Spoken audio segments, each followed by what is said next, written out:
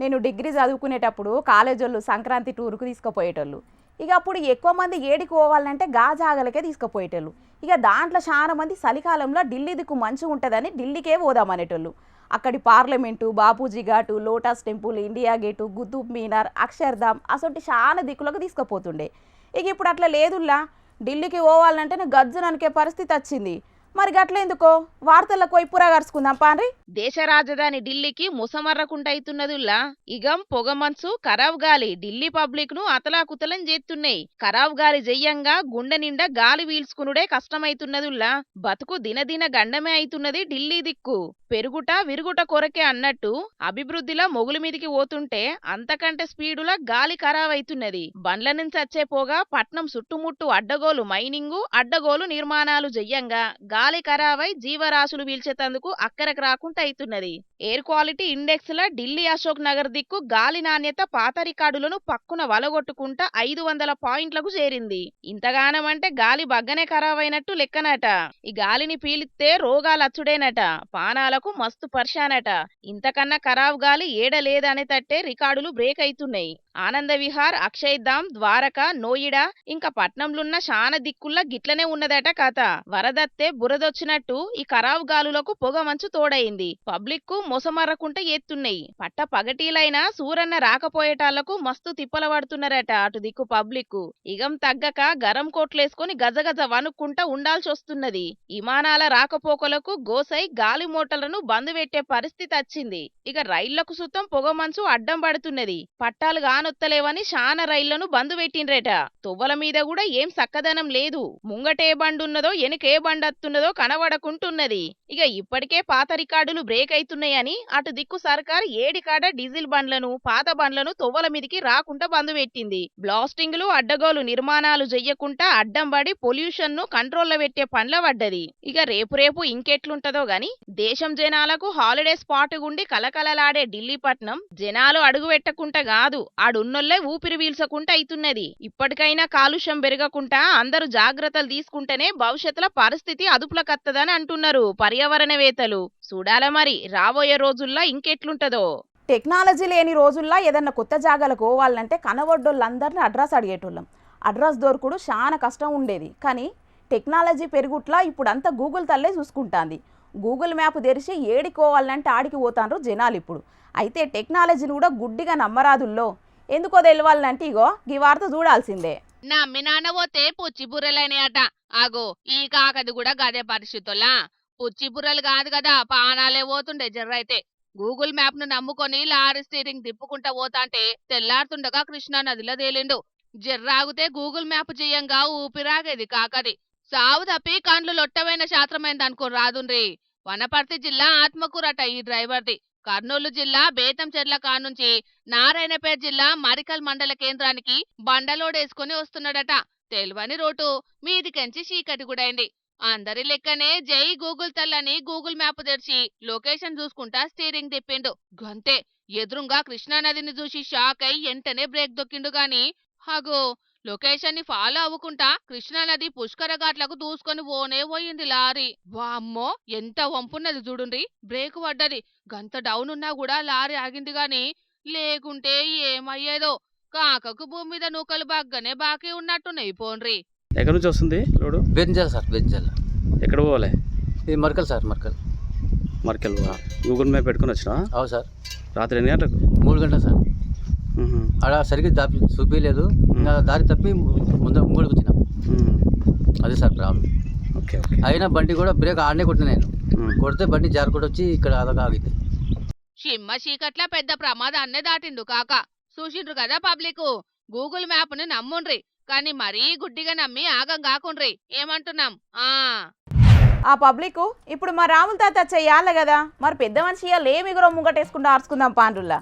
తాత ఏం చేస్తున్నావే? అరే అది కాదురా చిన్న, నువ్వు కాంట్రాస్ట్ బట్టి కట్టించడం నీకు ఆయంటలేను.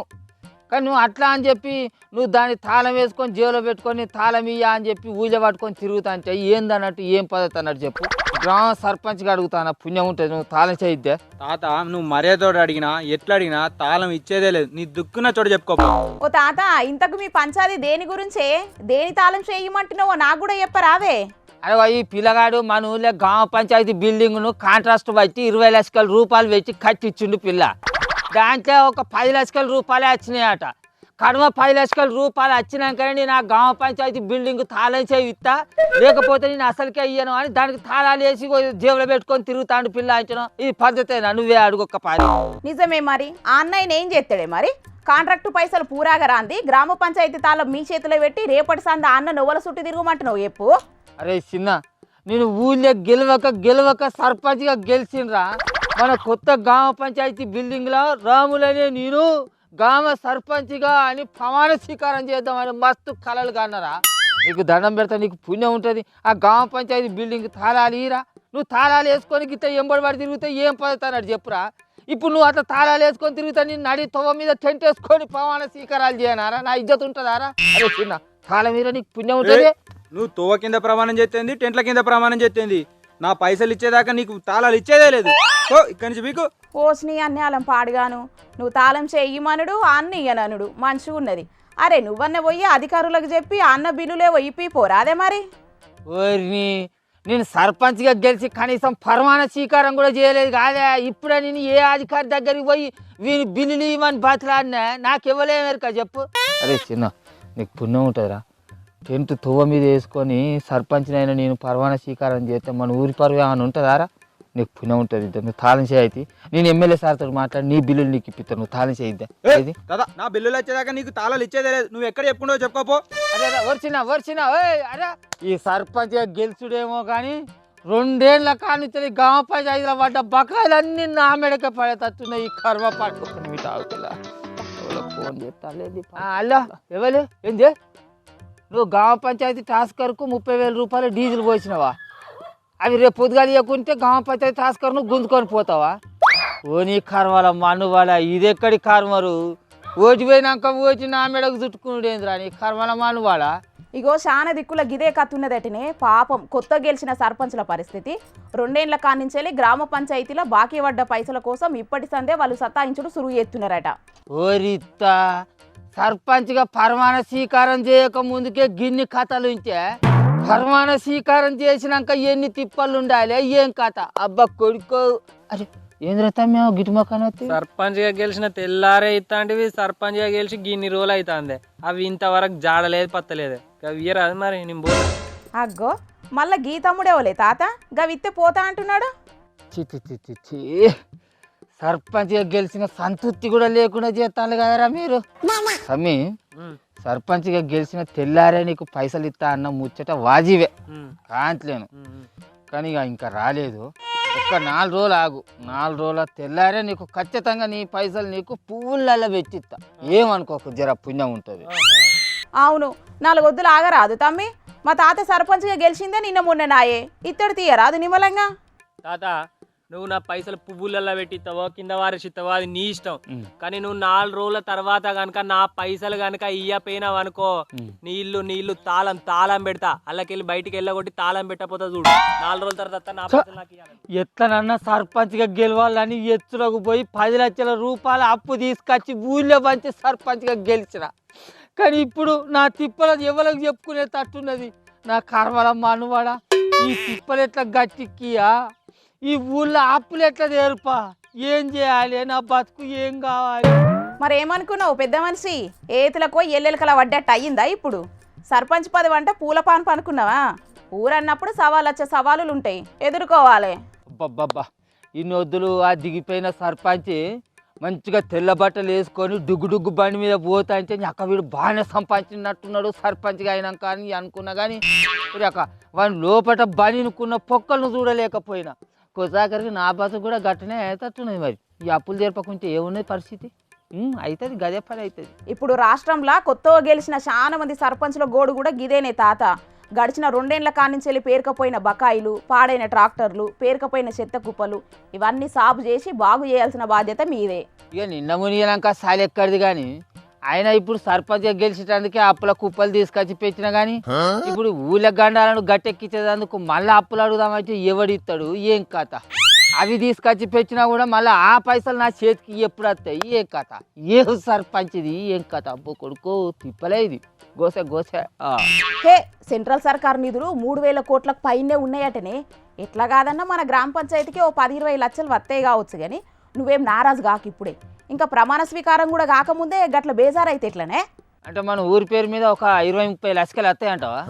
అంటే ఈ లెక్కన టాస్కర్లకు, మోటార్లకు, ఈ ఊళ్ళో డీజిల్లకు ఇవన్నీ ఖర్చులు 5-6 లక్షలు పోయినా కూడా ఇంకొక 10-15 లక్షలు మన చేతులు ఉంటాయి.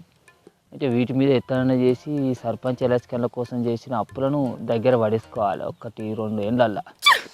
లేకుంటే అబ్బా సరే ఇగో పిల్ల, నీ కడమ వార్తలు అయితే చదువుకో, నేను మళ్ళా కలుతా. కానీ వచ్చిన ఏయ్ పుణ్యం ఉంటుంది రా, గ్రామ పంచాయతీ తాళం మీద పుణ్యం ఉంటుంది. అరే తోవ మీద పరమాణ స్వీకారం చేస్తే నా ఇజ్జత్ పోతుంది రా. నా ఇజ్జత్ పోతుంది అని అంటే ఊరు ఇజ్జత్ పోయినట్టు కాదారా? ఊరు ఇజ్జత్ పోయిందంటే నీ ఇజ్జత్ పోయినట్టు కాదా? నువ్వు తాళమి నీకు ఇప్పించే బాధ్యత నాది. కావాలంటే నీకు 2 పైసల మీతికి కాగితం రాసిద్దే. ఈ రసిందా గట్ల చూస్తాను ఎవరు? సర్పంచ్ పదవికి పోటీ చేసి ఓడిపోయినోళ్ళు కొంతమంది బహిరంగంగానే ఏడుస్తున్నారు, కానీ గెలిచిన వాళ్ళ దాంట్లో కూడా కొంతమంది సాటిపోయి ఏడ్చే కథ అవుతున్నదట. ఎన్నికలకు ముందు ఎవరు పడితే వాళ్ళు అప్పులు ఇచ్చి మరీ ఎగేసిండ్రట. ఇక ఇప్పుడు మాత్రం ఏమాయే మా పైసలు ఎప్పుడు ఇస్తావని ఇంటికి వరుస కట్టేటాళ్లకు అయ్యో దేవా అని తలకాయలు పట్టుకుంటున్నారట. ఇక అటు పంచాయతీ ఖజానాలు ఖాళీగా కాదు, ఉల్టా అప్పులల్లనే ఉండేటాళ్లకు నెలవారీ ఖర్చులను ఎట్లెల్ల తీసుడ్రో అని ఇప్పటి సందే లెక్కలెత్తున్నారట. చూడాల మరి కొత్త సర్పంచుల పరిస్థితి రాబోయే రోజుల్లో ఎట్లుంటుందో. ఇప్పటికీ మన దేశంలో స్పీడ్గా పోయే రైలు ఏదంటే ఎవ్వలైనా వందే భారత్ అని టక్కున చెప్తారు. కాకుంటే దాంట్లో కూసునే సీట్లు మాత్రమే ఉండేటాళ్లకు దూరాలకు పోయేటోళ్ళు జర్రంతా నారాజు అవుతున్నారు. ఆరాంగా నిద్రపోయేటట్టు స్లీపర్ కోచులు పెడితే బాగుండని మస్తు మంది అనుకున్నారు. అసొంటల్లో ముచ్చట్లు ఇన్నట్టున్నది సెంట్రల్ సర్కారు. ఆ లోటును తీర్చే పనిలో పడ్డది. వందే భారత్ స్లీపర్ రైళ్లు తయారు చేసిండ్రు, చూడుండ్రు ఎట్లున్నదో. వారే వా, షాందార్ ఉన్నది కదా రైలు బండి. విమానానికి ఏం తక్కువ లేదు, శంకున మెరిసిపోతున్నది లోపటంతా. వాటికవే తెరుచుకునే తలుపులు ఓ బోగికేంచి ఇంకో బోగికి మారేటట్టు కటకలొత్తంగానే తెరుచుకునే తలుపులు పెట్టిర్రు. వాసన బయటకెళ్ళనియని బయో టాయిలెట్లు, వాష్ బేషన్లు, అద్దాలు, రైలు లోపట ఏం జరుగుతున్నదో నిత్యం కనిపెట్టే బుడ్డ కెమెరాలు, సీటుకు లైట్లు. చిన్నపాటి విమానమే అనుకోరాదుర్రి.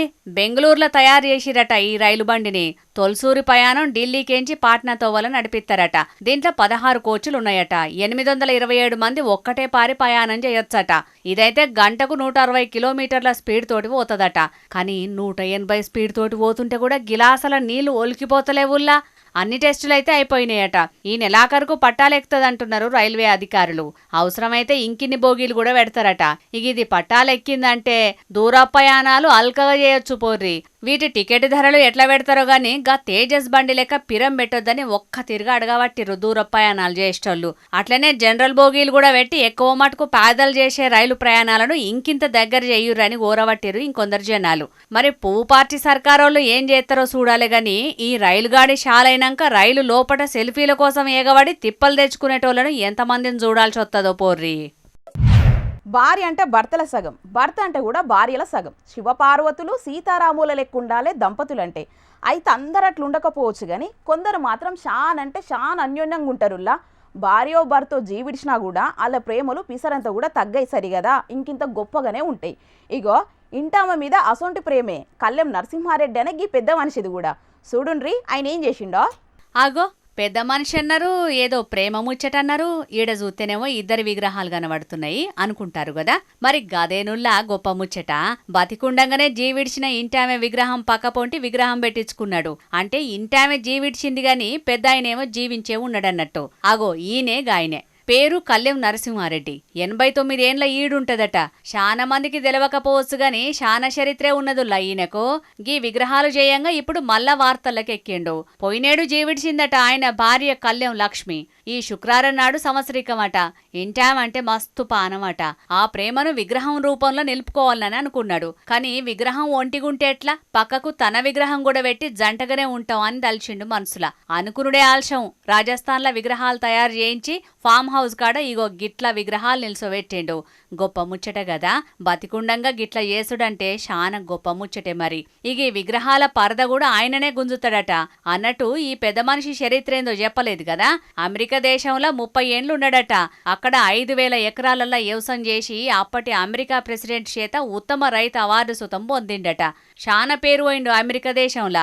అయితే పుట్టిన నేల మీద పాయిరంతోటి కొన్నేళ్ల కిందటనే తెలంగాణకు వచ్చిండు మళ్ళా. అయినా కూడా వ్యవసాయం మీద పాయిరం దగ్గలే, ఈడ కూడా వ్యవసాయమే చేస్తున్నాడు. అంతేకాదుల్లో సూత్తే 9-10 వయసు గాని ఇప్పటికి సూతం ఆయన పనులు ఆయనే చేసుకుంటాడట. ఇగో ఇదే ఈయన ఫామ్ హౌస్. అల్లదిగో హరివాసం అన్నట్టు ఇల్లిదిగో శ్రీహరివాసం కళ్యం శ్రీనివాసరెడ్డి వ్యవసాయ క్షేత్రం అని బోర్డును కూడా ఎంత ముద్దుగా రాయించిండో చూడుర్రే. ఏమైనా గొప్ప మనిషే కళ్యం నరసింహారెడ్డి.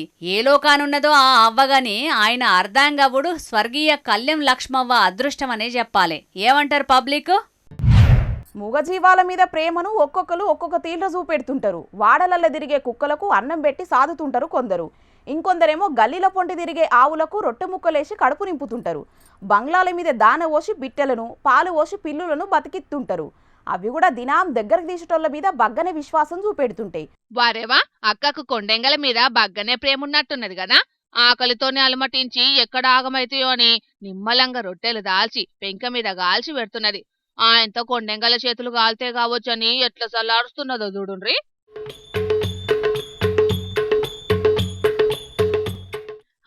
మంచి కూదక్క ఆయనతో కొండెంగలకు సురుకుదలగల్లా రొట్టెలు కాల్చేదాకా కాలిని సల్లారేదాకా కొండెంగలు కాబట్టి బగ్గనే ఓపిక పట్టినాయి. కాని అదే కోతులైతేనా ఆగమాగం చేసేటి, పచ్చిపిండి ముద్దనే పట్టుకొని పరారయ్యేటి. మరి ఈ వీడియో ఎక్కడిదో ఏమో గాని ఇంటర్నెట్లా దుమ్ము దుమ్ము తిరుగుతాంది. ఈమె ఇంటాయన కన్నా ఈ కొండెంగలి అదృష్టవంతులని అనుకుంటా కొందరు సెటైర్లు ఎత్తుంటే, మూగ జీవాలతోని సెల్ఫీ ఫోటోలు తీసుకొని ఎంతో చేసినట్టు బిల్డప్లు ఇచ్చేటోళ్ళ కంటే 100 పాలు నయమనుకుంటా అక్కను తారీఫ్ చేయబట్టిండ్రు ఇంకొందరు ఇంటర్నెట్ జనాలు. ఓ అక్క, కొండెంగలు తిండికి మరిగి దినాం ఇదే పనంటే పెద్ద పరేషానే ఉంటది, చూసుకోమల్లా. హాయిగా తెచ్చిన వార్తలన్నీ అయిపోయినాయి. ఇవుల్లా ఇయాల్టి జోర్దార్ వార్తలు మళ్ళొచ్చే జోర్దార్లో మళ్ళా కలుద్దాం. అప్పటిదాకా చూస్తూనే ఉండండి హెచ్ఎం టీవీ. అట్లనే ఇంక మంచి మంచి వార్తల కోసం హెచ్ఎం టీవీ యూట్యూబ్ ఛానల్ని సబ్స్క్రైబ్ చేసుకోండి. ఇసడు ముచ్చట్లు ఆడ మస్తుంటాయి. అన్ని ముచ్చట్లు మీ దాకా చేరాలంటే తప్పకుండా గంట కొట్టుండ్రి, లైక్ చేయండి. ఈ ముచ్చట్లు మీ దోస్తులకు షేర్ చేయండి. ఏమంటున్నాం? సరే మరి, టాటా.